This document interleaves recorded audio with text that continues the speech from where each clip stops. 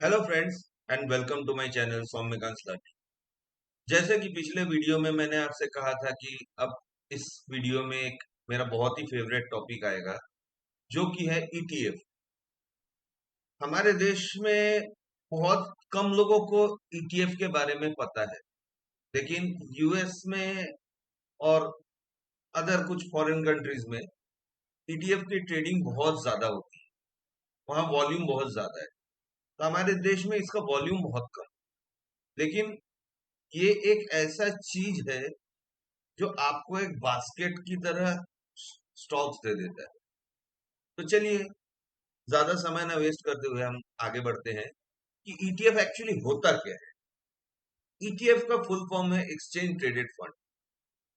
तो ये एक तरह का म्यूचुअल फंड की तरह ही कह सकते हैं, बट डिफरेंस ये है कि म्यूचुअल फंड जो है वो एक्सचेंज पे डायरेक्टली ट्रेड नहीं होता, लेकिन ये स्टॉक की तरह एक्सचेंज पे डायरेक्ट ट्रेड होता है। तो इसीलिए इसको एक्सचेंज ट्रेडेड फंड का नाम दिया गया है। अब ये एक, जैसे कि मैंने आपको कहा, ये पूल्ड इन्वेस्टमेंट सिक्योरिटी है। जैसे म्यूचुअल फंड भी एक पूल्ड इन्वेस्टमेंट सिक्योरिटी। इसको एक बहुत सारे स्टॉक्स, बहुत सारे इंस्ट्रूमेंट्स को मिलाकर इसको एक सिक्योरिटी तैयार किया जाता है। तो ये स्टॉक की तरह ही खरीदा और बेचा जा सकता है। आप कभी भी खरीद सकते हैं, कभी भी बेच सकते हैं। तो ड्यूरिंग द ट्रेडिंग आवर्स भी आप इसको खरीद बेच सकते हैं, कभी भी। ईटीएफ का शेयर का प्राइसेस जो है वो हमेशा फ्लक्चुएट होता है एज पर मार्केट।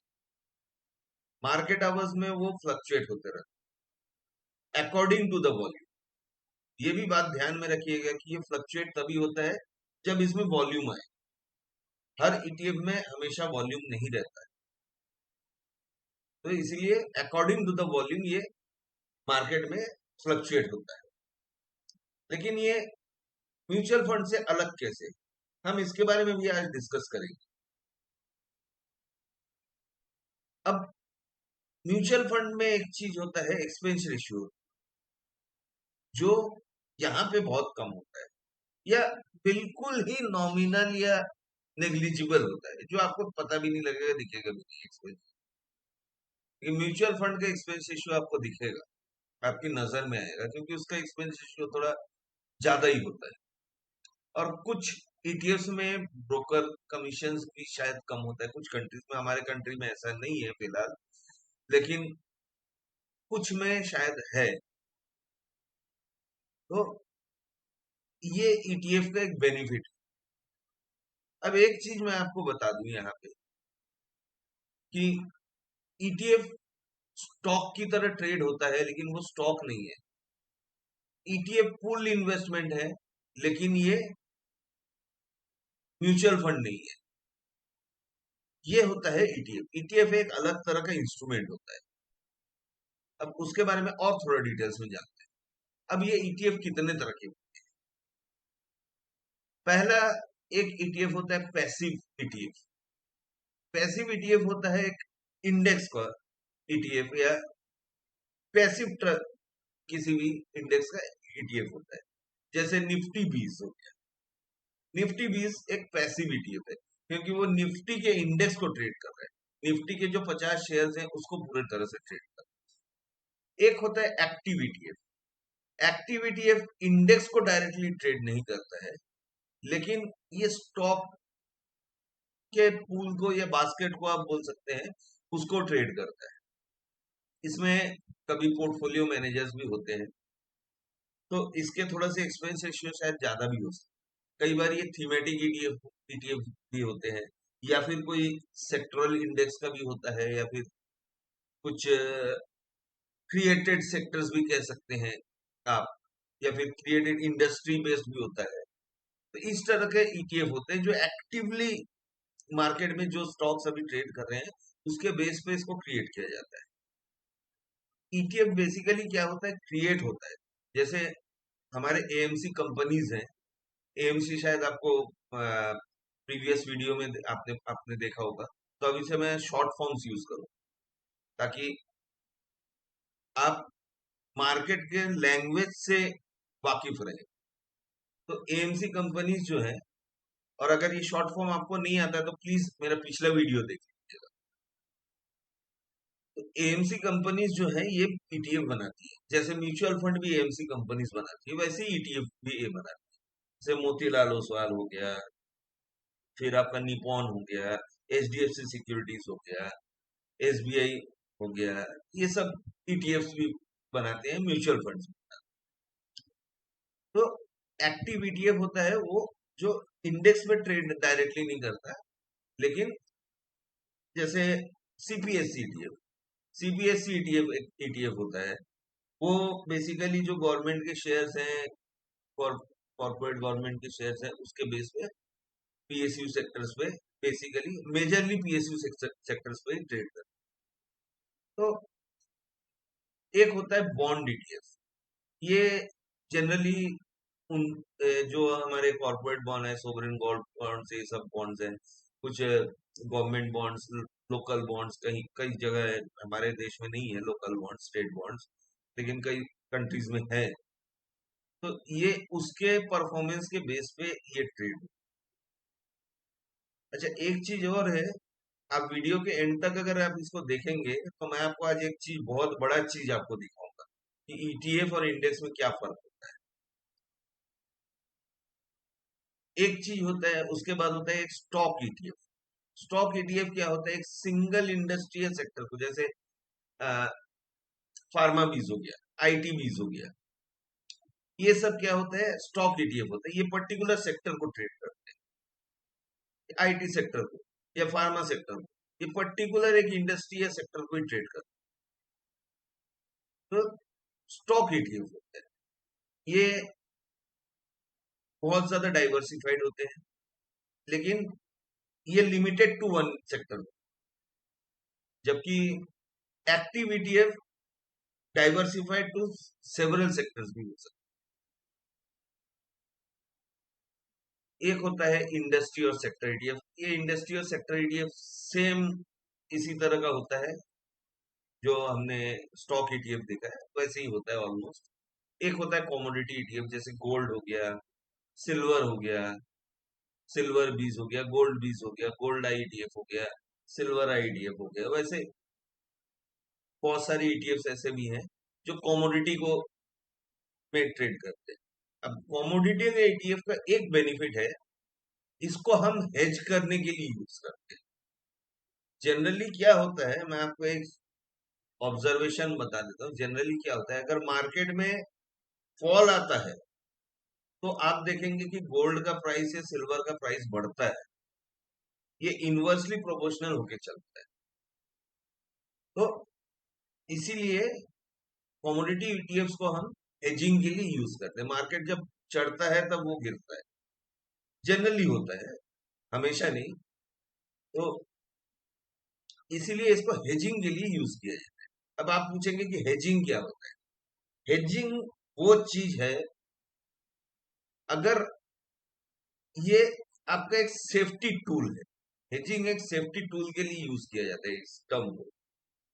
जैसे आप मान लीजिए आपने निफ्टी खरीदा, अब निफ्टी अगर चढ़ रहा है तो आपको तो प्रॉफिट आ रहा है, और अगर निफ्टी मान लीजिए गिर रहा है तो आपका तो लॉस में चले जाएगा, आप लॉस में चले जाएंगे।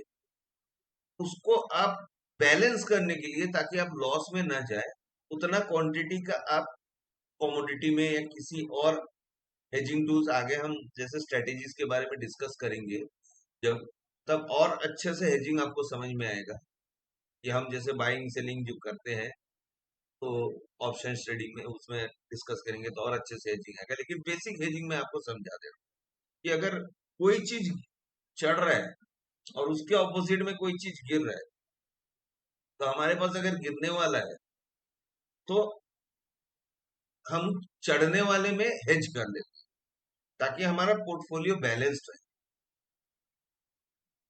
तो इसी को कहते हैं हेजिंग।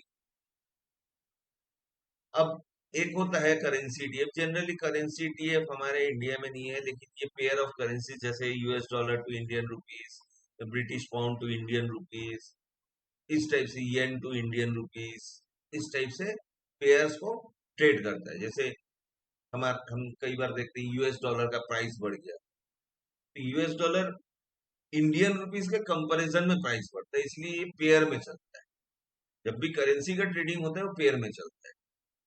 तो करेंसी के ईटीएफ, एक और ईटीएफ होता है उसको बोलते हैं इनवर्स ईटीएफ। जनरली हमारे इंडिया में अभी तक इनवर्स ईटीएफ नहीं है, लेकिन इस तरह का ईटीएफ वो होता है, आपकी जानकारी के लिए बता दूं, वो ईटीएफ होता है जो शॉर्ट सेलिंग से, जैसे अगर मार्केट में कोई स्टॉक्स गिरने की कगार पे है तो उनका एक ईटीएफ बनाया जाता है, और उनपे जो शॉर्ट सेलिंग किया जाता है उससे प्रॉफिट पे हम हमारा प्रॉफिट होता है। अब शॉर्ट सेलिंग क्या है इसका भी मैं आपको बता दूं। जो हम बोलते हैं शॉर्ट, स्टॉक्स को शॉर्ट कर दिया, शॉर्ट पोजीशन बना लिया। तो शॉर्ट पोजीशन होता क्या है? जनरली ये क्या होता है, अगर कोई स्टॉक, हम प्रॉफिट कैसे कमाते हैं, कोई भी चीज हम कम कीमत पे लेके ज्यादा कीमत पे बेचेंगे तभी हमको प्रॉफिट आएगा। अब अगर कोई चीज हमको पता है कि आज ये स्टॉक गिरेगा, ये पक्का गिरेगा, हमको कुछ ना कुछ फंडामेंटली हो, टेक्निकली हो, कहीं ना कहीं से इंडिकेशन मिला है ये स्टॉक आज पक्का गिरेगा, तो बहुत सारे लोग क्या करते हैं कि एक शॉर्ट पोजीशन बना लेते हैं, पहले स्टॉक को बेच देते हैं, उधार में लेके बेच देते हैं। लेकिन ये बेसिकली क्या होता है, इंट्राडे में ही होता है, इंट्राडे में ही शॉर्ट पोजीशंस बनते हैं, अदरवाइज आपको ऑप्शंस में जाना पड़ेगा। तो उसको बेसिकली बेच देते हैं पहले। अब बेचने के बाद में एंड ऑफ द डे, या फिर जब उसको समझ में आए कि हाँ यहाँ से ये स्टॉक चढ़ना शुरू हो रहा है, तो वहां पे वो स्टॉक को खरीद लेता है। जब वो चढ़ना शुरू होता है तो खरीद लेता है। जब ऊपर में उसने ज्यादा कीमत पे बेचा और नीचे से उसने कम कीमत में खरीद लिया। तो ये कहानी क्या, जनरली हम क्या करते हैं, हम कम कीमत पे खरीदते पहले हैं, बेचते बाद में। यहाँ कहानी थोड़ा सा उल्टा हो जाता है। तो ये होता है इनवर्स ईटीएफ। अब हम एक चीज देखेंगे कि ईटीएफ के प्रोज एंड कॉन्स क्या। भाई हर चीज का अगर प्लस है तो माइनस भी तो होगा, है? तो ऐसा तो नहीं है कि कोई भी चीज दुनिया में परफेक्ट नहीं होता। हाँ, ईटीएफ एक चीज ऐसा है कि ये कंसीडर किया जाता है स्टॉक मार्केट में सेफेस्ट टूल। लेकिन ये भी मैं बता दूं, स्टॉक मार्केट में कोई चीज पूरी तरह से सेफ नहीं है, लेकिन कंपैरेटिव टू अदर इंस्ट्रूमेंट ये थोड़ा सा सेफर है, सेफर कैसे? तो ईटीएफ का जो होता है, सबसे पहले मैं प्रोज के बारे में बता, अच्छी बातें पहले बताना चाहिए ना। तो सबसे पहले होता है, इसके एक्सेस होते हैं बहुत से स्टॉक्स की। आप जैसे मान लीजिए, मैं आपको बता रहा हूँ, आज रिलायंस 3,000 में चल, आपको 3,000 का रिलायंस लेना है, आपको मान लीजिए 100 स्टॉक खरीदना है, तो 100 स्टॉक आप खरीदने जाएंगे मिड कैप के, या फिर निफ्टी के आपको 50 के 50 स्टॉक खरीदना है। अब अगर निफ्टी के 50 के 50 स्टॉक अगर एक भी आप लेने जाएंगे, एक एक करके भी क्वांटिटी में, तो आपको कई लाखों रुपए लग जाएंगे, आपको कई लाखों रुपए लग जाएंगे। जबकि अगर आप निफ्टी 20 लेने जाएंगे तो आपको बहुत ही कम कीमत में आपको पूरा निफ्टी 20 के 50 स्टॉक आपको पूरी मिल जाएंगे, और वो निफ्टी के इंडेक्स के साथ ही मूव करेगा। इसमें एक बेनिफिट क्या होता है, देखिए, जैसे आपको बास्केट का शेयर पूरे बास्केट मिल जा रहा है, आपने निफ्टी 20 खरीदा, निफ्टी के 50 शेयर मिल रहे हैं। अब निफ्टी ऊपर चढ़ेगा तो ईटीएफ चढ़ेगा। तो वैसे ही क्या होता है एक्टिव फंड्स में भी, जो होता है एक्टिविटी, उसमें जनरली क्या होता है कि एक स्टॉक का बास्केट मिलता है। तो जब आप एक बास्केट खरीदते हैं, डाइवर्सिफाइड चीज खरीदते हैं कुछ, तो जरूरी नहीं है कि हर स्टॉक एक दिन गिरे, कोई तो चढ़ेगा। तो आपका ईटीएफ उससे ही प्रॉफिट जनरेट कर। हाँ, अगर मैक्सिमम स्टॉक्स गिर रहे हैं तो ईटीएफ माइनस में जाएगा, लेकिन वो भी माइनस में उतना ज्यादा नहीं जाता है। स्टॉक्स में अगर माइनस में जाएगा नुकसान आपको ज्यादा दिखता है, ईटीएफ में आपको ज्यादा नहीं दिखेगा। ये एक ईटीएफ का बहुत बड़ा बेनिफिट। दूसरा चीज है, एक्सपेंस रेशियो बहुत कम होता है। बहुत लो एक्सपेंसेस ही होता है, जो नेग्लिजिबल ही कह दीजिए, ना के बराबर।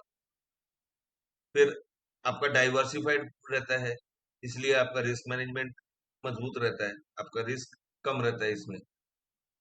हाँ, ये फोकस्ड रहता है टारगेटेड इंडस्ट्री पे। कई जो स्टॉक ईटीएफ्स हो गए, हाँ, सेक्टर ईटीएफ्स हो गए, ये सब फोकस्ड रहता है एक पर्टिकुलर इंडेक्स पे या पर्टिकुलर इंडस्ट्री पे। अब इसके कॉन्स क्या है?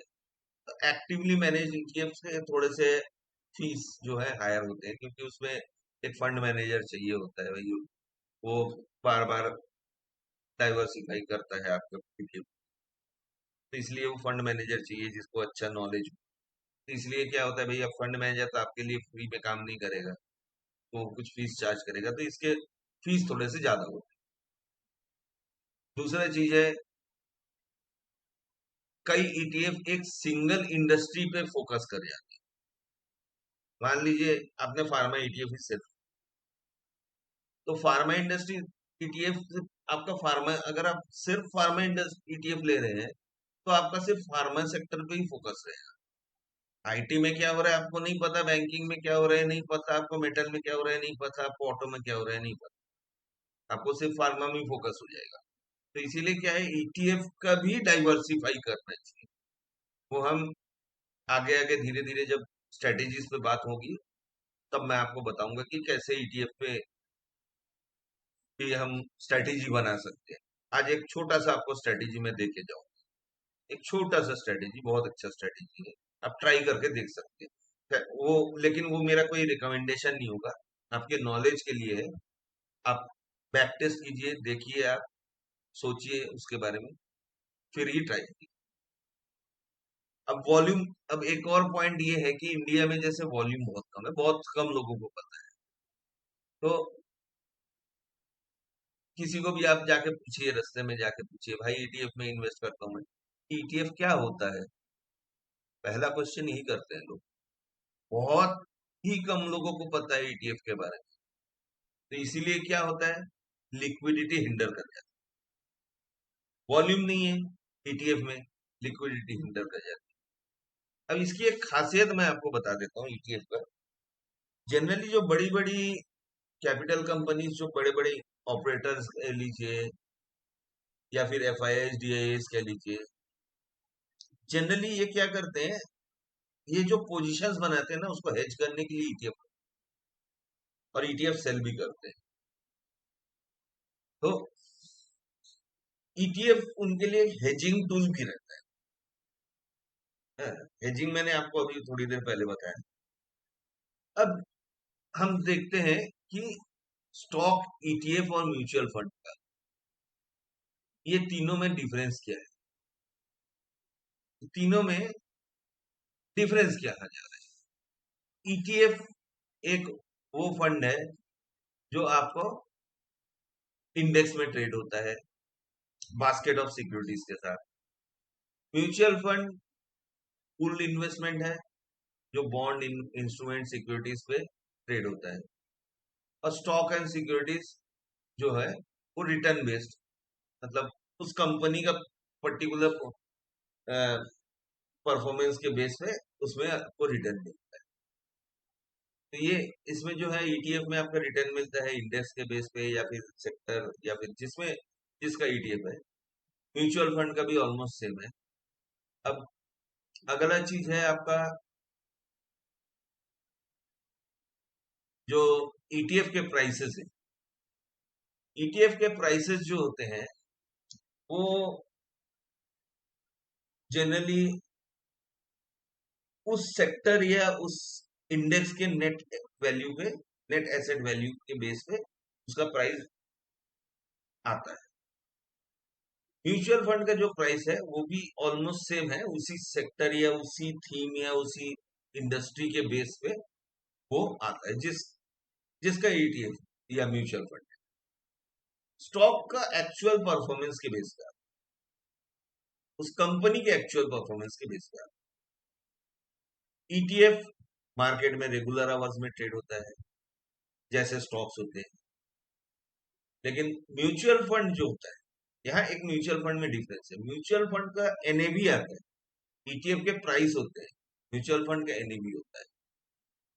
तो म्यूचुअल फंड का एनएवी एक दिन जब खत्म होता है, क्लोजिंग के बाद ही उसका एनएवी जनरेट होता है। तो अगर मान लीजिए म्यूचुअल फंड में आपको आज 11 बजे में एक म्यूचुअल फंड खरीदना है सपोज, तो आपको प्रीवियस डे का एनएवी मिलेगा, आज का नहीं मिलेगा। समझ रहे बात को? लेकिन अगर आपको एक ईटीएफ खरीदना है तो आपको उसी टाइम का 11 बजे का ही प्राइस मिलेगा, जिस प्राइस पे उस टाइम चल रहा है। स्टॉक का भी वही सेम है, रेगुलर मार्केट में आवर्स में ट्रेड होता है। अब अगला चीज है, कुछ ईटीएफ कमीशन फ्री होते हैं, उसमें फीस बहुत कम लगती है। लेकिन म्यूचुअल फंड में फीस लो, एक एंट्री लोड लगता है, एग्जिट लोड लगता है, ईटीएफ से एक्सपेंसिव होते हैं। Basically marketing fees, administrative fees, बहुत कुछ फीस लगता है उसमें, तो ईटीएफ से एक्सपेंसिव होते हैं ओवरऑल, जो ईटीएफ में चार्ज नहीं होता। क्योंकि ईटीएफ बेसिकली क्या होता है कि ईटीएफ एक बार बन गया, वो स्टॉक की तरह ट्रेड हो रहा है, उसके पीछे कोई फंड मैनेजर पड़ा नहीं रहता। लेकिन म्यूचुअल फंड के पीछे फंड मैनेजर को पड़े रहना, तो उसका फीस के वजह से ही, अब उसका सैलरी तो देना है म्यूचुअल फंड कंपनी, तो उसके वजह से म्यूचुअल फंड में फीस थोड़ा सा ज्यादा है। स्टॉक्स भी ऑलमोस्ट सेम है, वो एज पर कमीशन फ्री रहता है, कमीशन वगैरह कुछ नहीं लगता है। तो उसमें भी आपको सिर्फ ब्रोकरेज लगता है और जो गवर्नमेंट चार्ज करती है वो सब चीजें। ईटीएफ एक्चुअल ओनरशिप नहीं होता है किसी भी सिक्योरिटी का। आपने एक ईटीएफ खरीद लिया फार्मा का, आप फार्मा के सेक्टर के ओनर नहीं बन जाते, उतने के ओनर नहीं बन जाते। या म्यूचुअल फंड भी वैसे ही सेम चीज है कि आपने एक फार्मा म्यूचुअल फंड लिया तो आप उसके ओनर नहीं बन जाते। लेकिन स्टॉक स्टॉक आपको फिजिकल ओनरशिप देता है उस सिक्योरिटी का। आपने मान लीजिए रिलायंस का शेयर लिया, रिलायंस के 100 शेयर लिए, वो 100 शेयर के हिसाब से आप तरह के ओनर होते हैं कंपनी, तो ये ओनरशिप आपको मिलती है स्टॉक्स में। अब अगला चीज, ईटीएफ सेक्टर और एसेट क्लासेस या फिर सेक्टर, इंडस्ट्री, सिक्योरिटी इंस्ट्रूमेंट्स के बेस पे आपका रिस्क को डाइवर्सिफाई करता है। जैसे कि मैंने आपको अभी थोड़ी देर पहले ही बताया कि आप एक जब बास्केट ले रहे हैं शेयर्स के या स्टॉक के, तो जरूरी नहीं कि हर स्टॉक आपका गिरेगा और जरूरी नहीं कि हर स्टॉक आपका ऊपर जाएगा। तो ये आपको बैलेंस और डाइवर्सिफिकेशन देता है। तो इससे क्या होता है, आपका रिस्क जो है मिनिमाइज। म्यूचुअल फंड भी ऑलमोस्ट सेम है, इसमें भी आपका डाइवर्सिफाइड रहता है रिस्क है। लेकिन स्टॉक्स में आपका रिस्क एक ही उस स्टॉक के परफॉर्मेंस पे ही कंसंट्रेट रहता है। अगर वो स्टॉक चढ़ा तो आपको प्रॉफिट मिला, अगर वो स्टॉक गिरा तो आपको लॉस हुआ, सिंपल एज दैट। ईटीएफ जो होता है, ये कैश जनरली नहीं कहा जाता है, क्योंकि ये एक इंडेक्स या सेक्टर के बेस पे ट्रेड होता है, तो इसको कैश जनरली कैश में रिडीम करना है या फिर ईटीएफ को नहीं कहा जाता है बेसिकली। क्योंकि कैश में रिडीम करना मतलब डायरेक्ट आप रिडीम कर। म्यूचुअल फंड भी सेम चीज है, एनएवी के बेस पे होता है उस डेट के। लेकिन स्टॉक्स जो होता है वो कैश पे बाय और सोल्ड हो सकते हैं। ईटीएफ इसलिए नहीं होता है कि ईटीएफ, जैसे मान लीजिए अगर निफ्टी निफ्टी आज 25,000 के ऊपर है, लेकिन निफ्टी 20-25,000 के नहीं मिलेगा आपको। निफ्टी 20 का वैल्यू बहुत कम रहेगा, मेरे ख्याल से 200, 250 या 300 ऐसी कुछ है, एग्जैक्टली मुझे याद नहीं, अभी हम देख लेंगे उसको बाद में। तो वो बहुत ही नॉमिनल प्राइस पे आपको मिलता है। तो इसीलिए क्या हो रहा है कि ये एक्चुअल कैश प्राइस नहीं होता। लेकिन स्टॉक क्या है, अगर वो 3,000 पे रिलायंस चल रहे हैं तो वो तो आपको 3,000 में ही खरीदना पड़ेगा। जनरली इंट्राडे में कभी कभी लिवरेज देता है कुछ कुछ ब्रोकर फर्म्स आपको लिवरेज देता है, 5x 10x करके लिवरेज मिलता है इंट्राडे के लिए, लेकिन वो सिर्फ इंट्राडे के लिए। डिलीवरी में अगर वो 3000 का है तो 3000 का ही आपको देना पड़ेगा एक स्टॉक। म्यूचुअल फंड भी वही सेम केस है। अब एक चीज ये है कि जैसे ईटीएफ एक्सचेंज में ट्रेड होता है बेसिकली, तो ये टैक्स एफिशिएंट होता है। इसमें टैक्स का बहुत ज्यादा बेनिफिट मिल सकता है आपको। इसके बारे में आप किसी सीए से बात करेंगे तो वो और अच्छे से आपको समझाएगा, लेकिन आप अगर देखेंगे जब आप ईटीएफ खरीदेंगे आपको बहुत ही कम टैक्स लग रहा है। कि अगर आप एक इंडेक्स या आप स्टॉक लेंगे तो आपको बहुत ज्यादा टैक्स लगेगा, क्योंकि आप जितने का अमाउंट का ज्यादा खरीदेंगे तो उसके बेस पे आपको टैक्स बहुत ज्यादा बढ़ जाएगा। सेम म्यूचुअल फंड का भी है, उसमें टैक्स बेनिफिट मिलता है। ईटीएफ में भी जैसे बॉन्ड ईटीएफ्स हो गए, या फिर tax benefit, tax saving ETF भी होता है कुछ कुछ। आपका म्यूचुअल फंड में भी टैक्स सेविंग म्यूचुअल फंड है। हाँ, तो जनरली इंडिया में अभी तक बहुत ज्यादा टैक्स सेविंग ईटीएफ नहीं है, म्यूचुअल फंड बहुत मिलते हैं आपको टैक्स सेविंग। तो लेकिन जब आप स्टॉक में ट्रेड कर रहे हैं तो बेसिकली वो पूरी तरह से उतना टैक्स तो आपको और कैपिटल गेन तो लेगा ही। तो ये होता है बेसिकली ईटीएफ, म्यूचुअल फंड और स्टॉक्स के डिफरेंस। हाँ, अब देखिए, आपको जो मैंने बोला था कि एक मैजिक आपको दिखा, एक बहुत बड़ा चीज आपको दिखा। ये देखिए, ये आपका निफ्टी 20 का चार्ट, ठीक है। निफ्टी 20 अभी चल रहा है 281.08 पर, और निफ्टी चल रहा है, ये मैंने एक स्क्रीनशॉट सेव करके रखा हुआ है, और ये लेटेस्ट है, मैं आपको ये बता दूं। और निफ्टी अभी चल रहा है 25,235 पर क्लोजिंग दिया। तो अब देख लीजिए, और ये 12 मंथ का चार्ट है, मतलब 1 ईयर। अब आप देख लीजिए, अगर आप 5 साल का रिटर्न देखेंगे निफ्टी 20 का, और कंपेयर करेंगे उसको निफ्टी के इंडेक्स के साथ, अब देख लीजिए, ये आपको दिख रहा है 108%, 108.78% 5 साल में इसने रिटर्न दिया है। और अगर आप यहाँ पे देखेंगे 121.70, ऐसा क्यों? अब आपके दिमाग में सवाल आ रहा है, भाई जब निफ्टी के जैसा ही वो बढ़ता है, निफ्टी जितना बढ़ेगा उतना ही निफ्टी 20 भी बढ़ेगा, आपने तो बताया अभी। लेकिन ये तो भाई आप गलत दिखा रहे हो कि भाई निफ्टी तो 108% का रिटर्न दिया और ये 121.70 का। तो इसका भी एक रीजन है, क्या होता है निफ्टी में, एक डिविडेंड बेनिफिट होता है। कोई भी स्टॉक आप ले रहे हैं उसका डिविडेंड मिलता है, लेकिन जैसे कि मैंने पिछले वीडियो में आपको कंपाउंडिंग समझाया, ये डिविडेंड इसमें जुड़ जाता है।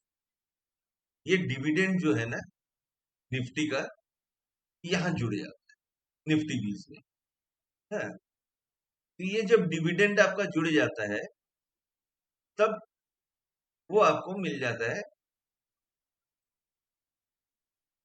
ये कंपाउंडिंग होके आपको एक्स्ट्रा कुछ मिल जाता है। इसीलिए आपको यहाँ पे निफ्टी 20 में ज्यादा रिटर्न देता है, इंडेक्स से ज्यादा रिटर्न आपको ईटीएफ देता है। तो ये बहुत बड़ा चीज है, इस चीज को अगर आप कैलकुलेट करेंगे ये बहुत बड़ी चीज हो। तो हम सीधा चलते हैं, अब एक काम करते हैं, हम एक लिस्ट देखते हैं ईटीएफ का, ईटीएफ के एक लिस्ट देखते हैं।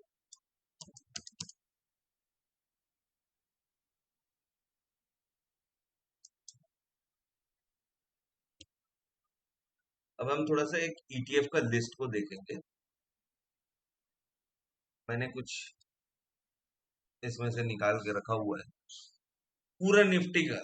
आप बोलेंगे तो मैं इसका एक एक्सेल बना के यहाँ डाल दूंगा।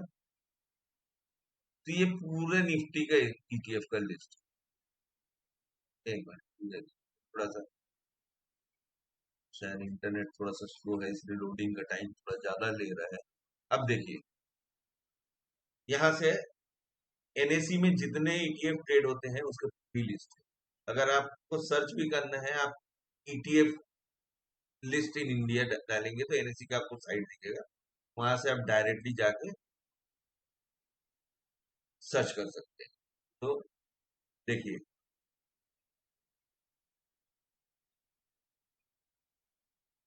जैसे ये हैंगसेंग भी। अच्छा, ईटीएफ में एक चीज और बता दूं, आप ईटीएफ में सिर्फ इंडियन ही इंटरनेशनली भी ट्रेड कर सकते हैं। जैसे हैंगसेंग बीज है, फिर मैपस्टॉप हो गया, माफांग हो गया, फिर मॉन क्यू हो गया, मॉन 100 हो गया। ये सब चीजें जो है ना, ये इंटरनेशनली भी ट्रेड। फिर एक आता है एमएच के टेक करके आता है, वो भी हैंगसेंग का टेक इंडेक्स है। तो हैंगसेंग बीज जैसे हैंगसेंग का टेक इंडेक्स है। मो रियल्टी, ये मोतीलाल ओसवाल का रियल्टी ईटीएफ है, ठीक है। हेल्दी हेल्थ केयर का है। फार्मा बीज मैंने आपको बताया फार्मा का है। ऐसे ही आप देखते जाएंगे। हाँ, कुछ क्यूरेटेड भी है अकॉर्डिंग टू इंडस्ट्री बेस में। हाँ, क्यूरेटेड, ये देखिए सेंसेक्स का भी है। हाँ, ये देखिए मॉन क्यू मैंने आपको बताया, जो Nasdaq Q 50 total return index पे ट्रेड करता है। हाँ, माफांग, माफांग का एक चीज बता दूं, माफांग क्या होता है। हाँ, एनवाईसी फैंग होता है। फैंग क्या होता है? फैंग चार कंपनी है, चार मेजर कंपनी जो वर्ल्ड वाइड फेमस कंपनीज है। फैंग में एफ, एफ से होता है फेसबुक, ए से होता है एप्पल, एन से होता है एनवीडिया और जी से होता है Google। तो इस टाइप की ईटीएफ आप ट्राई करके देख सकते हैं। ये बहुत ही अच्छा एक स्ट्रेटेजी रहेगा आपके लिए।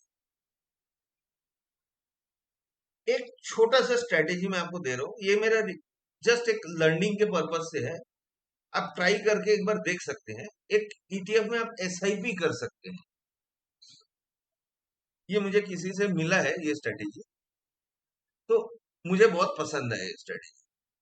अगर जैसे आप कुछ चीज सोच रहे हैं, मेरे बुढ़ापे का पैसा मेरे को जमा करना है, तो आप क्या कर सकते हैं, आप महीने के जो एसआईपी कर रहे हैं, आप ईटीएफ में भी कर सकते हैं। कैसे करेंगे?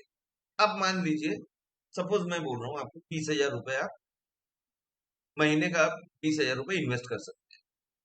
अब 20,000 में मान के चलिए ट्रेडिंग डेज 20 होते हैं, तो 20 दिन के हिसाब से आप 20,000 को 1,000 रुपए पर डे के बेस पे आप डिवाइड कर लीजिए।